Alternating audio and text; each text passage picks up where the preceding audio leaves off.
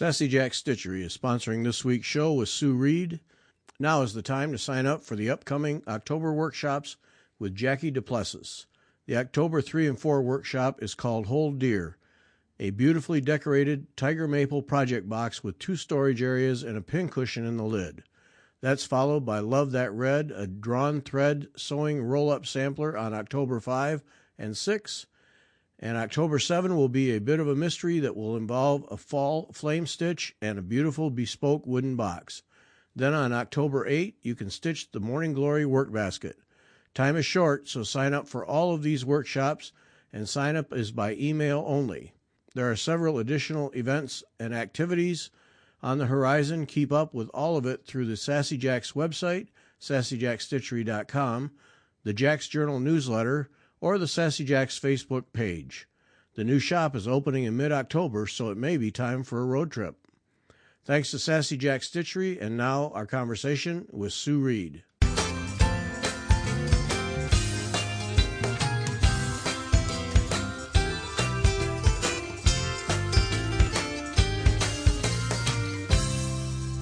Welcome back. I'm Gary Parr, and you are listening to Fiber Talk, the twice-weekly podcast for needlework artists. And this week, we're going to talk about counted canvas design with Sue Reed. Sue, welcome. Thank you very much, Gary. Oh, done some of your pieces. Fun. Yeah. Oh, you have? Have you? No, I was going to ask if you finished them. I'm not going to do that as a teacher. So hopefully you've learned something from them. I'll just keep it at that. Thank you. Thank you. I appreciate the, yeah. Mm-hmm. See, I've taught a long time. I have finished 2 of them, but I have a couple more that, we aren't going to talk about. I can understand that. Yep. The what I love about yours, the 2 things. One is that they're not large as a rule. Probably just about all of them, less than 10-inch canvas. No, I have some that are a little bit larger when they're stitched. The design size I try to not make overly large, but it depends upon what's going into the piece. Yeah, yeah. But it's the size, not big. So it's not a lifetime project. But, hopefully not. Well, I can see it is for 2 of your pieces that you have in mind. Well, yeah, we'll set me aside, okay? Okay. We'll just set me aside. But also some really nice stitching challenges in there, and to me you find a nice balance of challenge and ability to complete. That I think that's just it makes for a nice package. A person can learn something in advance, but not feel overwhelmed. I don't know if that's conscious on your part, but on this end, that's the way it strikes me, and I really enjoy that part. Thank you. Yes, what I try to do in my pieces is to teach something. Now, it may be repetitious teaching, for example, like color matching watercolors or water lilies. I think a piece is worth taking if you learn something. Yeah. So therefore, I try to put that in. Yes, I try to put something in there that is going to teach you something. Now, does it mean everyone taking the class is going to learn this? No, because they might already know it. They might look at things a little different way with the way I presented it. That's fine. They may choose not to do what I suggest doing. That's fine too. This is their piece. But I just like to impart some knowledge and challenge people in some way each time I do a class. On all of these designs. Yeah. Do you challenge yourself with a lot of these? Okay. Oh, yes. Okay. Definitely. With the knot pieces I have,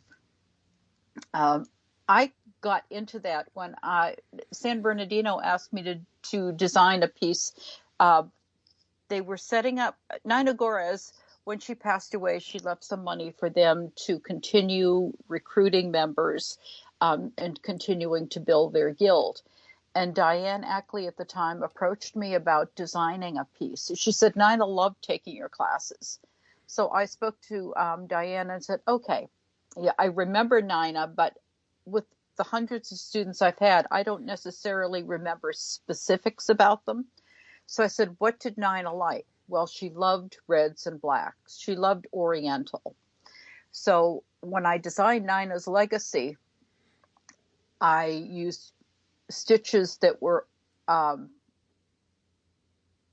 Oriental stitch. I used a Japanese braid, and I tried to create a Chinese knot. In my other life, I shouldn't say my other life. When Phil first got out of the Navy, it's basically how I started stitching. My mom was not a stitcher. My grandmother was a seamstress. But my parents, my dad was in his 50s and my mom was in her 40s when I was born, and I had a younger brother. So we were a late in life family for them. Oh. And my mom, like I said, my mom said Grammy was a seamstress, but she died a couple of years after I was born. So I never really knew my grandparents. My mother had no interest at all in stitching, nothing at all. I mean, she kept the most immaculate house you can imagine. And that was her thing. She loved seeing what I was doing, but for her to sit down and do something like that was a total waste of time. And when we were stationed in the Navy, we were down in Jacksonville. I picked up a kit, needlepoint kit, and I just needed something to do. We had one little boy. I was pregnant with our second son, and I just needed something to do when Phil was at base. And I picked up a needlepoint kit and worked it. And I thought, oh my golly, look at all this yarn I have left over. Oh, I could do an inch around, all the way around. Oh, I have some more yarn left over. Well, that was probably the best example of the corduroy stitch you have ever seen in your life. You flip it over to the back and was a row of half cross, row of continental, half cross continental. So that kind of got me into stitching. It was just basically needed something. I needed something to do. And when we got back, I was home with the boys. Phil was working, and he said he'd get home from work, and I would tell him what Bert and Ernie were doing much of the day. Not necessarily our two boys, but Bert and Ernie. That's not a good sign there. No, he said, you need to get out and be with some adults. So I took a night class at our local high school on needlepoint and crewel. And I ended up enjoying what I was doing. We had an exhibit at the end of the year, and we had to design our own piece. So can you guess what I designed for the exhibit? Bert and Ernie. Why not? Yep. Then I went on, and I took another adult course in it. And after that, the boys were old enough. My mom lived in the apartment downstairs, and my husband was working. He said, you really need to get out and talk to other adults. So he found a job for me at a place called Windsor Button Shop. He found a job for you. Okay. Oh, you know what the job was? It was advertised to sell buttons onto button cards. Oh, my. Which was kind of a kicker because he could never get me to sew a button on his shirts. I said, you were in the Navy. You learned how to do this. So yeah, not your problem. So I ended up going there and applying. And since I had taken a few needlework classes, the store manager said, heck, I'm not putting you behind the button counter to sew buttons on cards. I'm putting you in the handcraft department. That's kind of really how it started. I was sent to the Elsa Williams School of Needlework because the shop owners, Mr. Rittenberg, used to teach business classes at Elsa Williams School. Boy, there's a name from the past, huh? Oh, it sure is. My. Sure is. So he decided, I would like you to teach some needlework classes in shop. So that's basically how it started. I went, and it was a week of immersion in needlework, which I absolutely loved. Loved. It was 2 days of needlepoint, 2 days of crewel. And one of the teachers for that first session was a lady named Joan Schoaf. And Joni became my mentor. She pushed me and encouraged me to join ANG, to get involved in the Master Teacher Program, to keep pursuing teaching needlework. She said to me at the time, I see such potential in you that you can't see in yourself right now. So I am strongly encouraging you. She became a very dear friend and a mentor of mine, and she's the reason that this has happened. Wow. And also then you have very deep A&G roots then. Oh my golly. When I saw San Diego had posted that I have been an A&G member for 42 years, I thought, oh, damn, I'm old. I could not believe it. Wow. Yes, evidently I've been in the A&G organization for a long time. Yeah. Oh, by the way, if you show a picture of me, did you show the on vacation picture, or did you show the one, oh gosh, she really needs a vacation? Or are I you haven't not telling me? I haven't shown either one, so Oh, so you're not going to tell me. I have to watch the podcast, huh? no, you tell me which one you want. No, it doesn't make any difference. Okay. I'll show them both, that's then it won't matter. Okay. but that's really how I got into it. I had a Bachelor of Science in Education, and I taught fifth grade for a couple of years until Phil went into the Navy. And much to the consternation of both mothers, I resigned to join him. Yeah. So I traveled with him for the 4 years, basically. And as fifth grade, we team taught. The other teacher, Ruth Rocket, taught English and reading. I taught math and science. So math I've always loved, and I think it shows up in the geometrics. Yeah. Yeah. Oh, yeah. Without a doubt. Boy, that just a hint there of the sacrifice you make as a military wife or spouse of any kind. You give up a career to be with spend the time. Yeah. Oh boy. I have a lot of admiration. Now, I can't really call myself that much. We were 4 years. 4 years in the military. Mm-hmm. But I have such admiration for people, the spouses of military who are lifetime or career military. Yeah. Yeah, I can't compare myself to that. I really can't compare myself. So yeah, very unstable life. Yeah. Oh, it sure is. Yeah. You just never know. Yeah. Yeah, we need to appreciate that.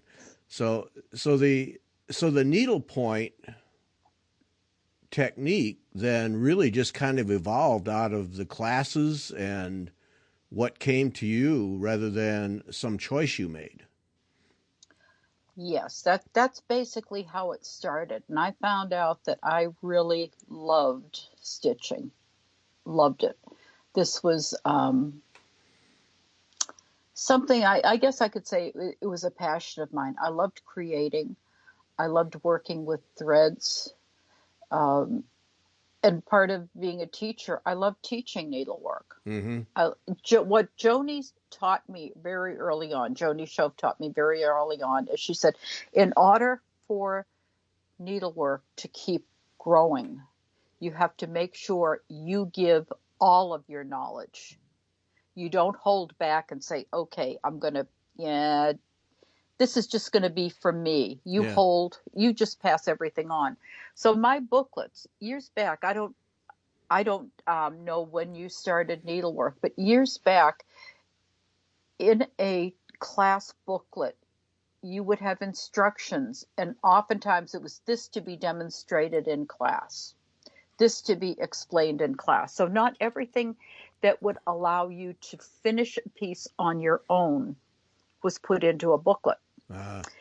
Well, when Joni said you share everything you know, when I first started doing booklets, that is not how I wrote them. I didn't write to be demonstrated in class. I did demonstrate it in class, but I wanted to put everything in my instruction booklet so that a stitcher can pick up the piece. And as I've said to my students over many years, when you pick up the piece in 12 years, you can figure it out and complete it.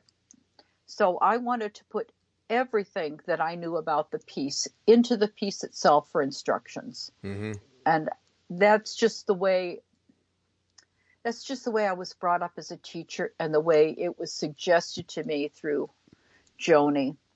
And I thoroughly agreed with it. Now, did some of her booklets have to be demonstrated in class? Yes. But that was the style of writing way back in the 80s. Right. 70s, 80s, yeah. Yeah. So this really came together for you. You discover you love stitching, and then you're a teacher and able to put both of them to work. That's terrific. Best of both worlds, isn't it? Because teaching is great. I'm a former teacher, and when I gave it up to become a magazine editor, which I've done for 40 plus years now, what do you miss teaching? Well, to me, teaching is I'm just teaching in a different way to a different audience through the magazine, and yes. and effectively with your designs. I mean, you're doing classes, but you're also teaching through your designs in a different way too, rather than having a bunch of fifth graders sitting in front of you. That's right. Yeah. So yes, it's a different way of a different avenue for teaching. And right. I have to tell you, I enjoy this a lot more than I did a set classroom. But I'm also that many years out of teaching. If I had gone back when we got out of the Navy, and at that point, there really weren't the jobs available for teachers. Originally, we were going to settle down in the Newport, Rhode Island area, where we spent a couple of years before Jacksonville and North Chicago, Illinois, a naval base out there with this really no water, right, which is something else. Yeah, I've never quite figured that out. No, we couldn't either. When I picked him up for boot camp graduation, he said, first of all, take me to water. So we drove over to Lake Michigan to see the water. He said, well, this makes sense. But I just found that, my train of thought just derailed. Sorry about that, Gary. That's quite all right. So then you really found the teaching, a channel for your teaching, your desire to teach through your needlework.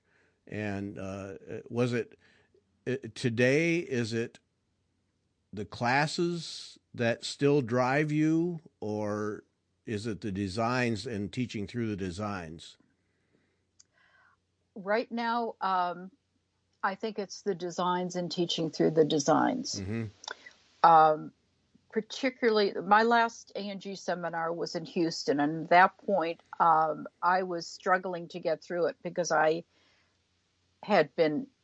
was ill, and it wasn't until I got back home that we could diagnose the issue. But I taught there, and I taught for one of the Texas groups, Stay to Teach. And after that got me under control, COVID hit. Yeah. And we're all going to have that gap in our lives, aren't we? Yeah, we really are. And I found that I could teach cyber classes. I could teach via Zoom. I've done some Zoom classes with Chicago A&G, for example. I found I could teach in different ways other than necessarily leaving the confines right during COVID. Well, I didn't want to travel, actually. And because of a husband's health issues too. It was just something that was not practical for me and not wise for me. And though I'm saying that, last year I had the opportunity, Sandy Arthur needed a teaching assistant on a Rhine River stitching cruise. And I just didn't dare say yes because I was scared of COVID. I didn't want to bring it back. So I got clearance from 3 of my doctors for that. And every single one of them said, "Are you insane turning down an opportunity like that?" One of them even wanted, she said, "I will carry your suitcase for you if you take me with you." So I figured, okay, if they weren't concerned and I was taking all the precautions that I needed to take myself, then I was going to go for it. Yeah. So I did. But other than that, in a class next month that I'll be teaching for the Why Not chapter down in the Carolinas. I really have not been traveling to teach Yeah. outside of the area. I do private classes, several private classes a month, but other than but the technology still gives you an outlet, so you can at least communicate and share. Then. yes, yes, and I love the fact I've done a lot of pieces through Pat Carez. She works with some of the California, the Pacific groups, and I've done several classes. And I have 2 more scheduled with her that we have coming up, and that has given me an opportunity to teach because when I do the cyber workshop, I try to put into each of the lessons, or at least the beginning lesson, everything that I would talk about in front of a classroom. So this is what you look for. This is the proper way to stitch a line of tent so that you have the wrap on the back of your thread. I take pictures and put that in, and I've done that on I think 2 or 3 cyber workshops now. I've started putting all this extra addendum material in that I would basically be demonstrating and showing if I were there in a face-to-face class. Mm-hmm. How did the design part start? I mean, you got a math background, so but clearly there's a creative side in that head of yours somewhere. How did that start? Was it literally just, hey, I can add on to this, and it evolves from there, or did you one day sit down and say, I think I can create my own? I had to start designing when I was in the master teacher program. That was one of the things you were forced. Yes, I was forced, which was a good thing because from there you have evolved, and your designing and evolves throughout your growth, and what you learn works, what you learn does not work. So that's basically where the designing first, I was pushed into it. Mm-hmm. And grateful for it. I just have no qualms about it, and no regrets at all for the going through the master teacher program. It was worthwhile. And when I was in it, it was a much longer time to get from journeyman to senior master. The program was still somewhat in the newer stages, and it's been refined down since then. And the time frames have been cut back for completing different levels. But at the time, working outside of the home, I was working full time, and Phil was working full time, and we were working off shifts, and the boys, taking care of the family and the boys. I found that for me, that little bit longer time frame was just what I needed. I think if it had been shortened, for me, I might have dropped out because I would have just been too pressured to get things done. But yeah, I could work under their time frame and accomplish things, but not feel as if I had to stay up all night and do it.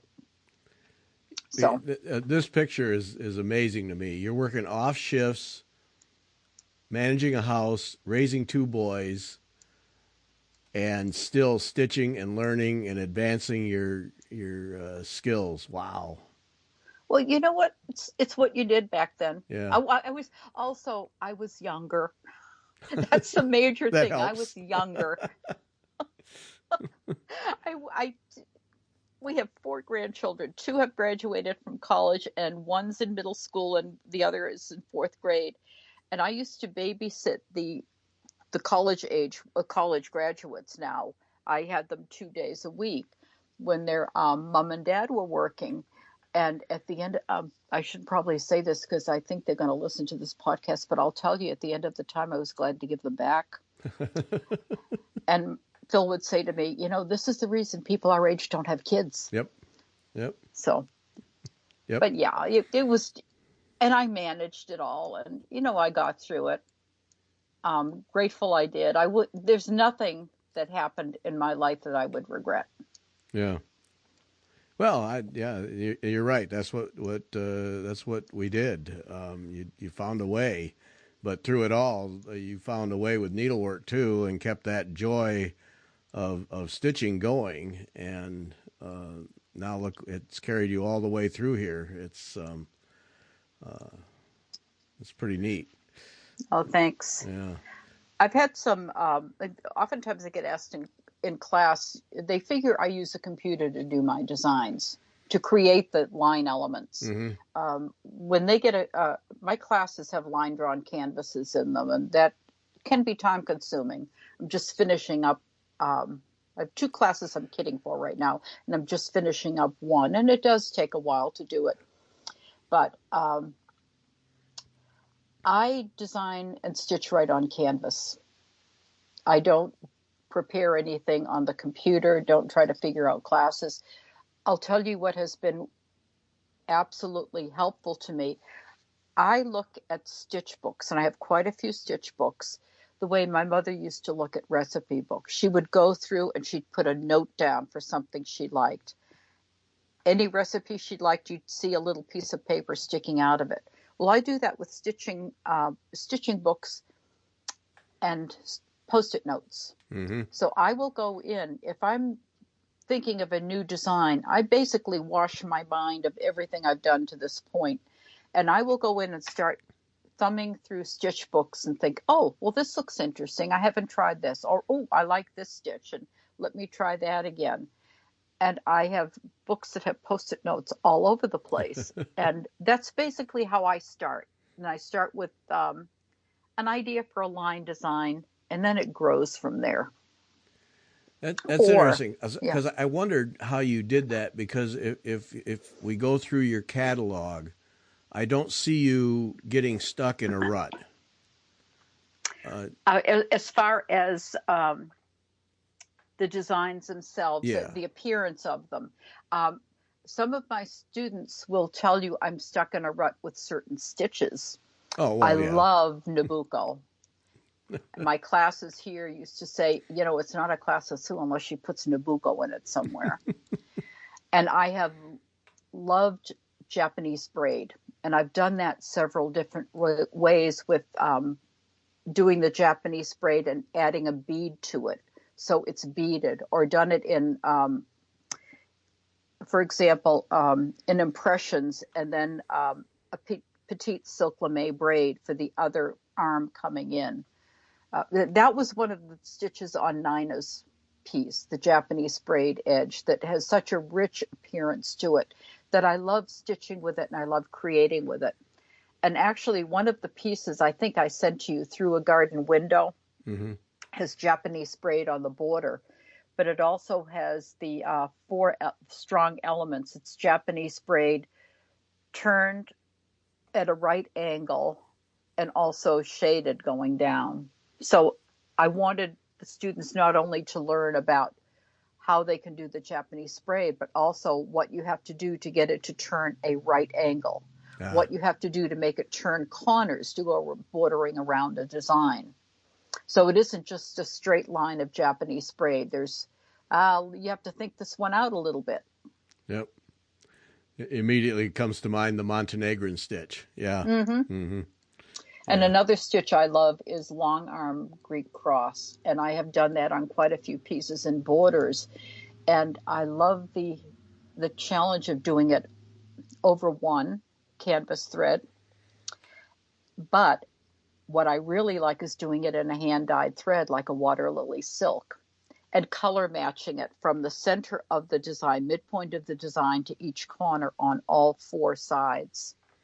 I have a piece, I think it's Spirit. It's not one of the pieces I sent to you, but Spirit is done that way, where you color match your water lily silk. And this is something that drives some of my students crazy, and I love seeing the reaction in class. But a lot of students don't like spaghetti hanging off of their canvas. Uh-huh. And people that aren't familiar with the term spaghetti, it means a lot of threads hanging off of their canvas. So this piece, if you want it to really, as accurately as possible, color match, you're going to be working with 2, 4, 6, 8 stitching lengths of thread, 2 on each side, and you're going to work a few stitches, park it, work a few more stitches, and park it. So I like that challenge of getting somebody to realize that they can color match. It might take a little bit of time, depends upon how precise you want to be to color matching. That's another thing I like teaching in class because it's just fun. Yeah. It's just fun. Now you've been doing this long enough that you've seen the tremendous growth in threads and thread types. Oh, yes. As a designer, how do you, I don't know if this is going to come out right, but how do you deal with that so you just don't go crazy and make a mess? How do you, when you get so many choices, so many colors, that's got to be an internal challenge just to keep yourself under control. It is. What I have learned is to try, well, in the last several years of designs, I have tried to keep to basic threads like vineyard silk, pepper pot, rainbow gallery threads, Kreinik threads. I have had several pieces that I stitched that were teaching pieces early on where I used threads that are discontinued, and there's been nothing at all that's even a close substitute to it. So I think I have learned over the years to just kind of watch what I'm selecting for threads and not go to the ones that may be hard to get. Yeah. That's come up more than once with designers. Is you have to go through that thought process because 5 years down the road you still need to make sure people can get the threads or substitute without degrading the design. Yeah. Correct. Yeah. And I just in all of my pieces but one, I have one design only called Fire and Ice that I retired because I can't get some of the little candle, the flames and the drops that I used on the piece. So I retired it after teaching it the last time for Pat Carez's group. That has all of the same colors, but primarily all of my designs, I give color choices. So there might be 3 color choices, it might be 4. And I like pulling colors and playing with them. I should mention Mardi Gras.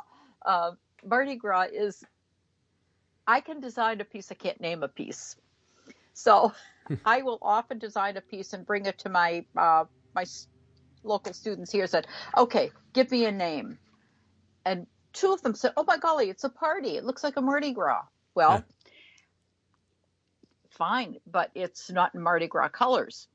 So the first time I put that out, I got flack from a few people that said that is not Mardi Gras. Well, I said, no, but one of the color options are the purples, greens, and golds of Mardi Gras itself. This was just a name I gave because I needed a name, and that's what my students came up with. That has happened more times than I care to remember. Yeah, I got to believe. I can design. Yeah, I can design. I got to believe that cannot be fun, coming up with names for designs. Yeah. No. And I like working with Nina's piece too had the knots on it, and I love working with knots. So some of the pieces I sent to you, like It's Not the Usual, that is a piece that has the knot that I used in Nina's in the center. No, I'm sorry, it's on one of the sides, and like playing with that. And this I will sit and work out on a piece of graph paper, because I need to see the over under layering of stitches. Yeah. And Mystery of Life is another one where I had a knot border all the way around, 4 knots and squares, and then a huge knot in the center. And it looks complicated, but I learned in kind of trial and error and playing with things that in Mystery of Life, the knots that are at north, south, east, and west points that go from the green and have the gold center, it is basically the same knot replicated 4 times. And the way it looks different is the color change within the weaving. So again, it's playing around and I like trying to figure out things like this. So I've kind of become obsessed with knot pieces. I have a couple more on the drawing board that I'd like to try to figure out. The mathematician in you, yeah, Yeah, I think so. yeah. It's just fun. And I love puzzles. I love mysteries. And I like being able to solve something. So, Yep. Hey, that's you got to find the challenge in it for you too. Yep. oh, that's right. Yeah. You classify just about all, if not all, of your pieces by stitching skill level. Is that something that you like set out to create a beginner piece, or do you just create a piece and then decide, well, this ended up being more advanced than I'd planned, or this actually ended up being pretty basic, so a beginner can tackle it? I create a piece Okay. and then work from there. And over my many decades of teaching at seminars, the one thing I have learned is you might put a level on a piece, but what appears to draw the stitcher is the piece itself. Whether they're an advanced stitcher and it's listed as an intermediate, they might sign up for it. If they're a brand new stitcher, they like the piece, they might sign up for it. So you have to be able to adapt and kind of create and teach to the situation. Mm-hmm. But I think from my teaching background, to be honest with you. My student teacher, when I first started teaching, his name was Al Manasali, and he said to me, okay, I had a presentation set for that day. He said, okay, put that aside. We're not going to do that. We're going to do this. And I looked at him in horror because I was brand new to student teaching. He said, Sue, what I'm teaching you is you have to be flexible. Yep. You can't count on things going the way that you hope they're going to go. You have to be flexible. And that was such an invaluable piece of information. And I've carried that all the way through. If something happens in a seminar class and teaching, I go with it. If we're delayed doing a section and we're not sticking quite to my timeline, my time frame, we go with it. If I have a beginner student in class and the class is an advanced intermediate, I don't spend all my time with that student, but I will make sure that they are comfortable with what they're doing. Yep. And something that probably is going to maybe rattle some cages, but when I teach at seminar, I always give my students my room number and say, if you have a question, I am here for the whole time, not just these 2 days of this class. If you have a question, you get in touch with me. And if need be, if we're both free, I will meet you somewhere and get you through it. I will answer your question. This is my email.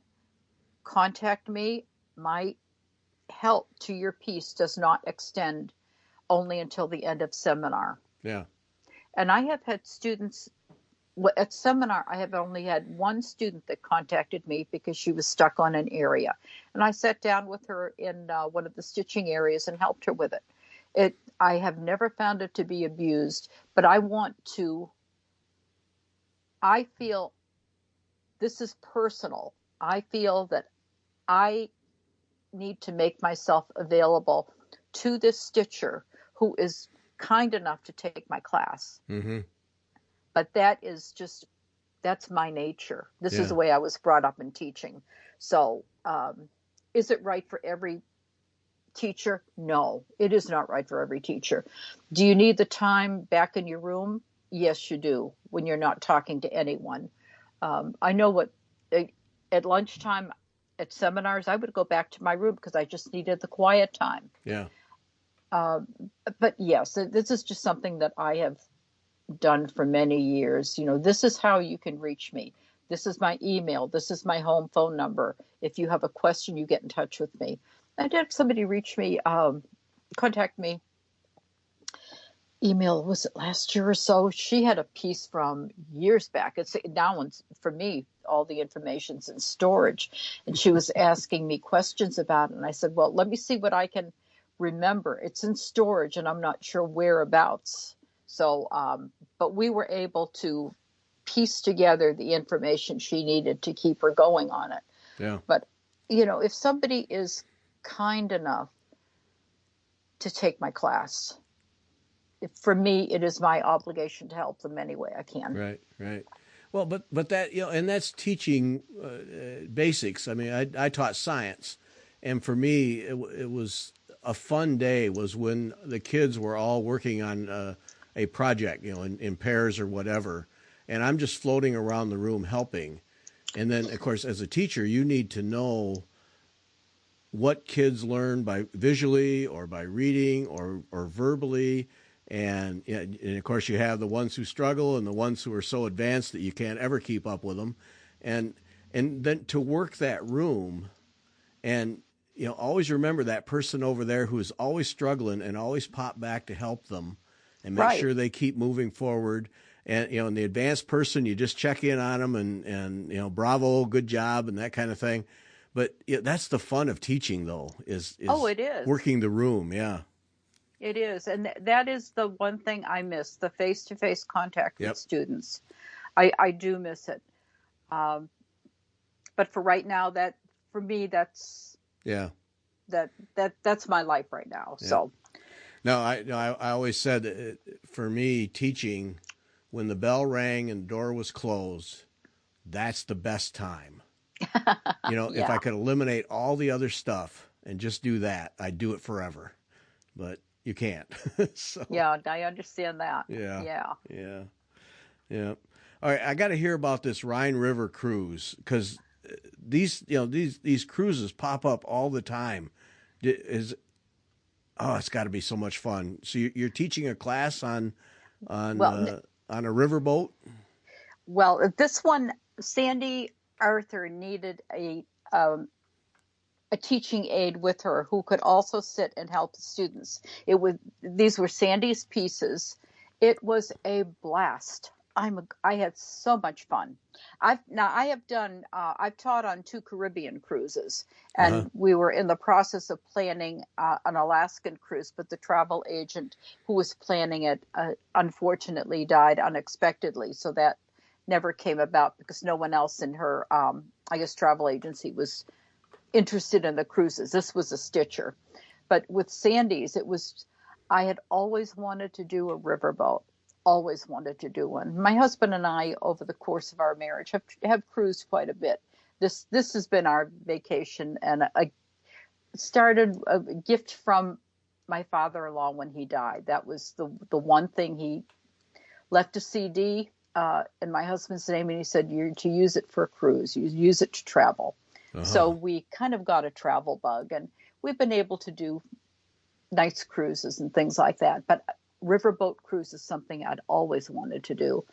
And the offer came up, and Sandy approached me, and I said, as long as I can clear it with my doctors. And I was really hesitant. I didn't think I could clear it with my doctors, but they said, "Oh, well, I told you what they said. Yeah, you know, right. You're crazy to even consider not doing it." Why are you sitting here? Get out of here.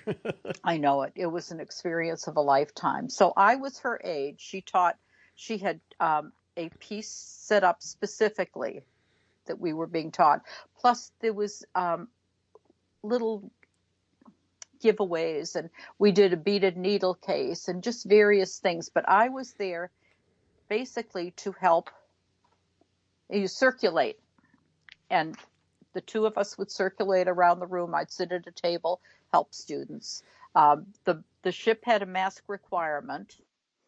So if you were traveling around the ship, it had a mask requirement. Yeah. We were able to take it off in the room where we were located. We had to have COVID testing. Mm-hmm. So they were being very cautious about this and all the testing in order to even get on the airplane to fly over. But oh my golly, it was the trip of a lifetime, and I'm forever grateful to her for the opportunity to do something like this.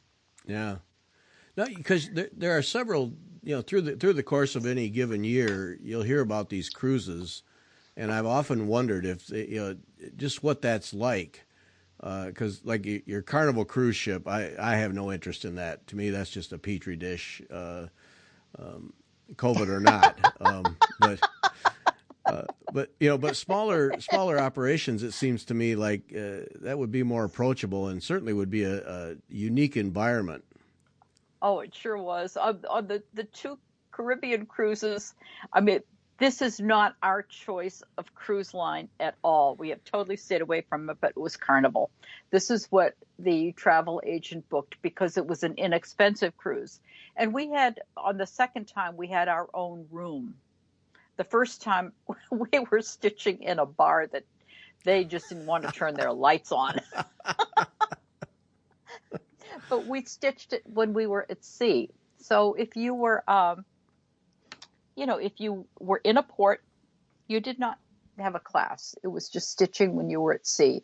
And it was fun. I loved it because I enjoy cruising anyway. So this was a great opportunity to do something like that. But the river boat was totally different.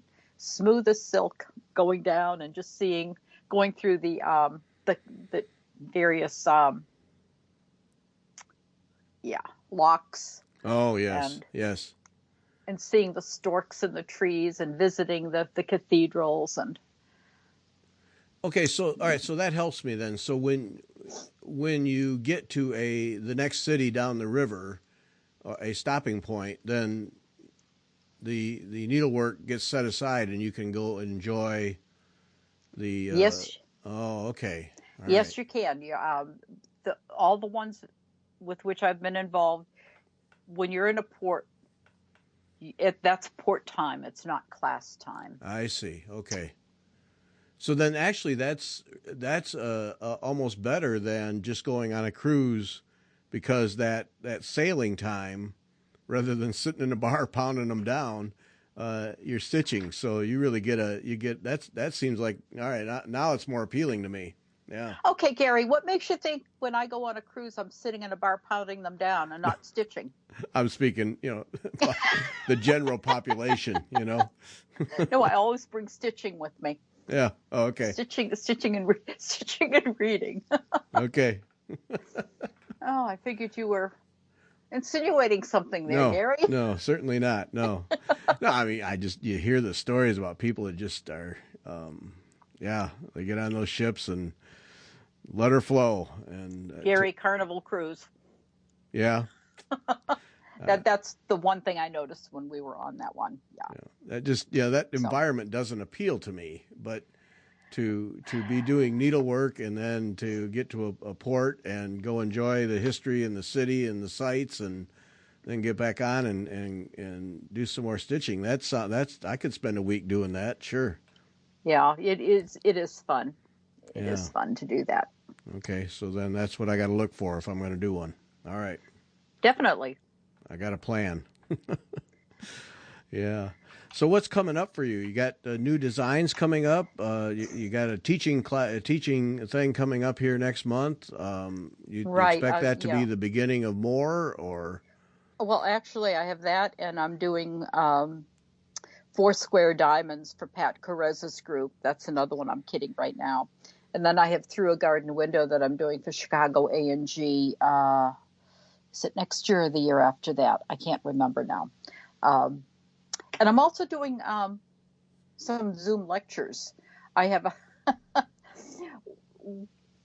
for years when I would teach, I would throughout the course, well, actually, it was usually towards the end of the class, and then it became throughout the course of the 2 days of classes, I would toss out various tips and hints to the students. Mm-hmm. Okay, if you have a problem threading your needle, turn it the other side and approach it from the other angle. Just various things like that. And a very dear friend of mine, Michael Bourne, suggested, he said, you need to write these down. You need to write them down. And Michael had been in quite a few of my classes, and I finally did jot them down, and I did a lecture, potpourri lecture, I think down on the Cape Cod somewhere, a number of years back. And I had written a few things down, but it's basically tips and hints, how you stretch your bars rather than have to take a ruler every time to measure them. If you measure them, mark the measurement on the ends of each end of the bar. You can quickly see if you need a 12-inch. You can see it without having to pull out a ruler. If you're stitching you have a 16, let's say you have a 14 by 14 frame, and you need a piece of thread that's 12 inches long, you can use the 14 inches and measure off. You can use your frame as a ruler. So it's all sorts of tips and hints and tricks that I've collected over my many decades of teaching. And I finally put them down on a piece of paper. And San Bernardino asked me if I would do a Zoom lecture. I think it was earlier this year. So I did a Zoom lecture on the various things. So I have 2 more of those scheduled, one for Shenandoah Valley and Chicago A&G, and I think they're both coming up the first part of next year. But that's been fun to do because it's just whatever. In classes, it would be whatever came to mind. Yeah. I finally organized it enough to put down a whole thing about stretcher strips and, just organize and talk about it that way. So that's coming up too. And I think that's it for right now. And new designs, I have one that's on bars. I need to get back to stitching that. Yeah. I have found that I sometimes like stitching pieces where other teachers would tell me just what stitch to put where and what thread to use. Can you imagine that? It's been relaxation. So I've taken a couple of Sandy Arthur online courses. I think 2. I have a 3rd one just starting. So that she is teaching and finishing up with one. Where you just take the course and just do what she tells you. Yes. And, for somebody who's been designing all these years, that is just so freeing and relaxing. Yeah. That sometimes that's just what I need in my life right now. Uh-huh. But yes, I do have a couple of pieces in progress on bars, and I just have to get back to stitching them.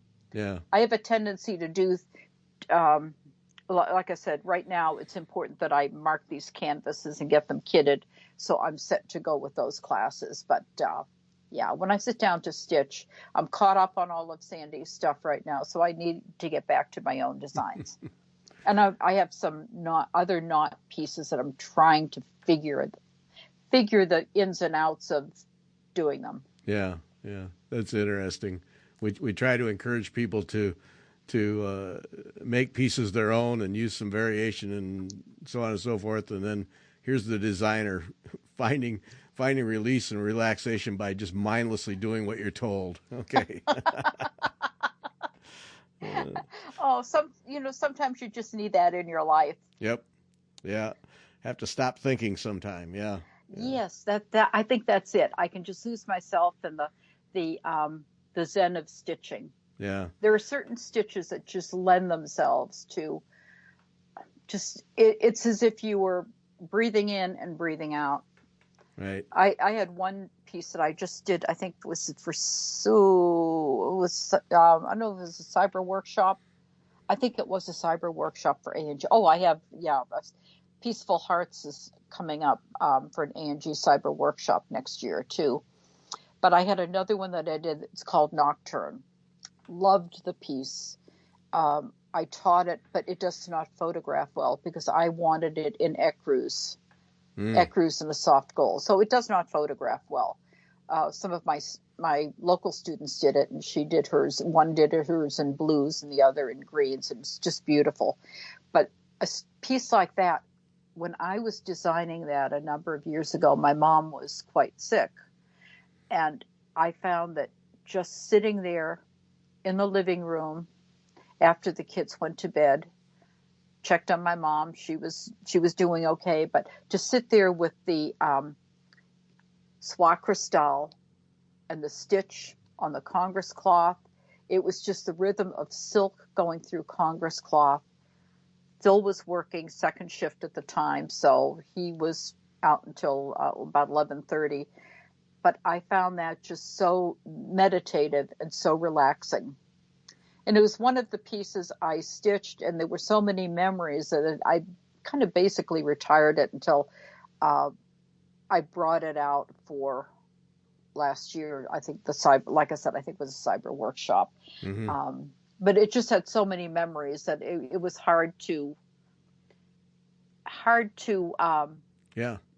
pull it out, but yet the relaxation that came from it. And I found I had a different sense of it this time. But it was nice memories. I mean, she certainly was around for many years after that, but it was a hard time with her illness. Mm-hmm. So, yes, stitching, the soothing stitch going up and down Yep. is just so meditative and can be so relaxing, and you can lose yourself in it. Yeah. The stress of the day just goes out through the threads. Yep. You're right, it does. Yeah. It does. Yeah. I'm sure that's interesting because I'm sure. Well, I've heard of singer songwriters. I just can't do that song because there's just too much behind it, and it's tough. So they don't do the song. And yeah, I can see that. I can't teach this piece. I can't stitch it. It's too much behind it. Yeah. Another one of my pieces I didn't send to you. It's called Rays of Hope. It is. I was designing that, and I changed the colors on it. And the colors are muted purple, kind of a grade blue, really kind of dull colors. And when I taught it in Winston-Salem, there were color choices, and basically people could select what they wanted as their main color, what they wanted as their secondary color. So they had full skeins, and they could just shift things around how they wanted to. And somebody said to me, "Why is this so muted?" Well, it's when the poor children were murdered at Sandy Hook. Oh. And that was my mood at the time. So that my mood came out in that piece. And Nocturne, my mood came out in stitching that with my mom. So, sometimes what is going on in your life or what you are experiencing in your heart shows up in your stitching. Yeah. Well, that's the release too, right? Yes, it is. Yeah. But it's a pretty dull looking piece. I need to restitch it in brighter colors now. But yes, and the memories are there. Like you said, with singers not being able to sing a song because of the memories. Yeah. More to it than just thread on canvas. Yeah. Oh, that's right. Yeah. That's right. Yeah. Well, Sue, thank you. Wow. What a ride. Good for you. Oh, it was a good one, Gary. Oh yeah, no, it's without a doubt. That lots of great designs there for people to stitch, and I love the teaching aspect. So thanks so much for doing this. Well, Gary, thank you for asking. And thanks to everyone for listening.